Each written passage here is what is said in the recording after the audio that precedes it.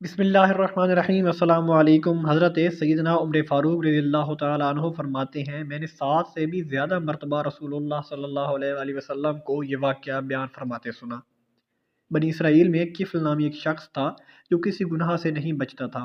इसके पास एक मजबूर औरत आई तो उसने इसे 60 दीनार इस शर्त पर दिए कि वो इसके साथ बदकारी करेगा। फिर जब किफ़ल नामी वही शख्स इस औरत से बदकारी करने के लिए बैठा तो वो औरत कांपने और रोने लगी। किफ़ल ने से पूछा, वो तुझे किस चीज़ ने रुलाया है? क्या मैंने तुझे मजबूर किया? तो औरत ने जवाब दिया, ऐसी बात नहीं, लेकिन मैंने ऐसा काम कभी नहीं किया, बल्कि मुझे सिर्फ हाजत ने इस पर मजबूर किया है। तो किफ़ल ने कहा, तुझे ये काम करना पड़ रहा है, हालांकि तूने पहले कभी ऐसा काम नहीं किया। चली जा और ये दीनार भी तेरे हैं। और इसने कसम उठाते हुए कहा, खुदाए पाक की कसम, मैं इसके बाद कभी नाफरमानी नहीं करूँगा। फिर यूँ हुआ कि इसी रात ही को किफ़ल मर गया। फ़अस्बहा मकतूबन अला बाबिही,